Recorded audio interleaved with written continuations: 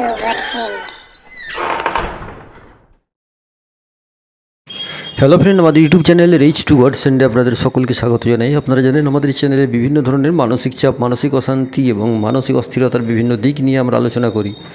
আমাদের চ্যানেলটা কিন্তু মোটিভেশনাল চ্যানেল নয়, এটা সম্পূর্ণ মানসিক চাপ নিয়ে আমাদের আলোচনার বিষয়বস্তু থাকে। আর আমাদের চ্যানেলে যারা আসেন তারা জানেন, যাদের যে কোনো ধরনের মানসিক চাপ থাকলে আমাদের সঙ্গে শেয়ার করতে পারেন, আমরা অবশ্যই সেটা নিয়ে আলোচনা করবো। আশা করি আপনাদের অনেকটাই উপকারে লাগবে। আর মানসিক চাপ যখন অত্যাধিক বেড়ে যায় তখন মানুষের জীবনহানি বা আত্মহত্যার মতো ঘটনা ঘটে গিয়ে থাকে। এটা খুবই দুঃখজনক ব্যাপার এবং সেটা অচিরেই হয়ে থাকে, কেউ জানে না বা সে নিজেও জানতে পারে না। আর এই ধরনের দুর্ঘটনা এড়ানোর জন্যই আমাদের এই আলোচনা।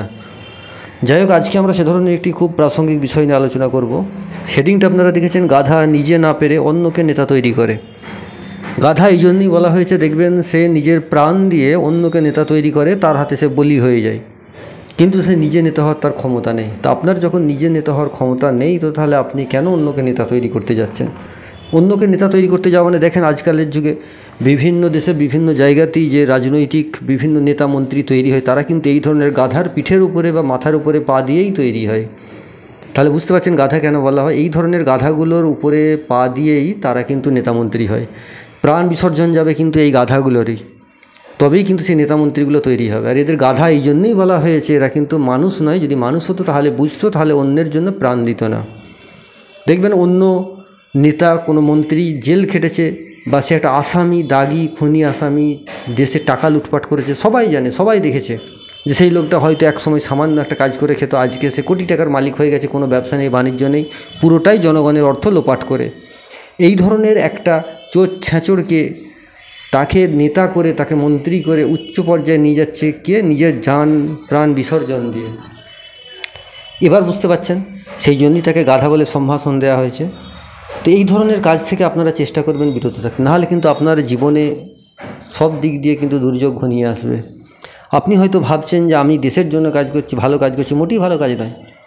আপনি যে মানুষটার জন্য প্রাণ দিচ্ছেন সে তো মোটেই ভালো মানুষ নয়। বা আপনি সবচেয়ে দায়িত্বটা আপনার ভেবে দেখুন দেখি, আপনার কাছে কোন দায়িত্বটা আগে, কোনটার জন্য আপনাকে জবাবদিহি করা হবে? আপনার স্ত্রী সন্তান তাদের ভরণ পোষণের জন্য আপনাকে জবাবদিহি করতে হবে। আপনি জানেন আপনার স্ত্রীর ভরণ পোষণ যদি আপনি টানতে না পারেন, আপনাকে খোরপোশ দিতে হয়, আপনাকে ছেড়ে দিয়েও রক্ষা নেই, এতটাই দায়িত্ব আপনার উপরে।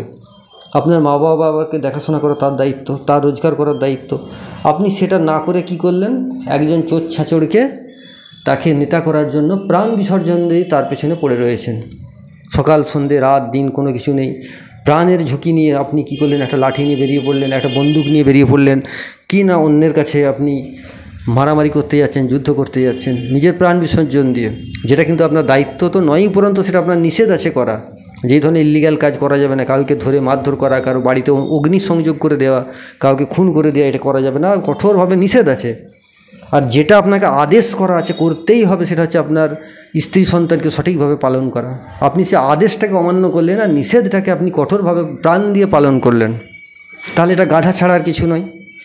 আর এর জন্য দেখবেন অশান্তি, এত দাঙ্গা হাঙ্গামা, অশান্তি কার জন্য হয়? আপনার নেতামন্ত্রী কি লাঠি নিয়ে রাস্তায় নেমে অশান্তি করে? আপনাদের মতো যারা এই গাধা আছে, গাধাগুলোই দেখবেন রাস্তায় নেমে কিন্তু অশান্তি ঝামেলা ঝঞ্ঝট করে। এরা কিন্তু কোনো দিন কোনো ক্ষমতা পাবে না, পদ পাবে না, সামান্য কিছু টাকা পাবে এদিক ওদিক করে, এছাড়া কিছু নয়। কিন্তু এর জন্য সে তার সংসারকে, পরিবারকে বিসর্জন দিল।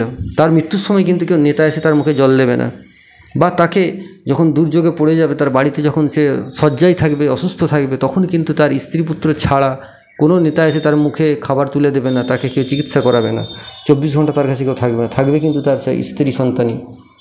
তো অতএব সেখানে ভাবুন, তাদের কথা না ভেবে কত বড় গাধা, সে প্রাণ বিসর্জন দিয়ে দিচ্ছে। কত মানুষ যে প্রাণ চলে যাচ্ছে দেখবেন এই দাঙ্গা হাঙ্গামায়। কারা দাঙ্গা হাঙ্গামা করছে?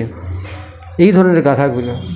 তা আপনারা আপনাদের যদি নিজেকে সুস্থ রাখতে চান, পরিবারকে সুস্থ রাখতে চান, সমাজকে সুস্থ রাখতে চান, তাহলে কিন্তু এই ধরনের গাধা তৈরি হবেন না। এটা কিন্তু মোটেই আপনি ভাবছেন নিজে বস হয়ে গেছেন, মোটেই না। আপনি বস নয়, আপনি একজন গাধা। এই ধরনের গাধা তৈরি হবেন না।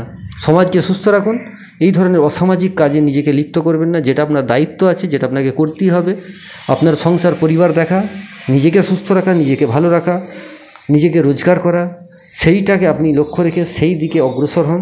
তাতে দেখবেন আপনি মানসিক শান্তি পাবেন। এরপরে দেখবেন সেখানে গিয়ে আপনি যখন ছেড়ে একবার ঢুকে যাবেন এই ফাঁদেতে, তখন কিন্তু যদি বেরিয়ে আসতে চান দেখবেন আপনার উপরে একটা মিথ্যা কেস দিয়ে দেওয়া হলো। এবার সেই কেসটার জন্য আপনি ভাবছেন আপনাকে ওই নেতার পায়ে ধরে থাকতে হবে, নাহলে কেসটা থেকে আপনি বেরোতে পারবেন না, বা তারাই আপনাকে ধরে একটা কেস আপনার নামে মিথ্যা দিয়ে দিল। তখন এবার বুঝতে পারছেন কীরকম অবস্থাটা হবে।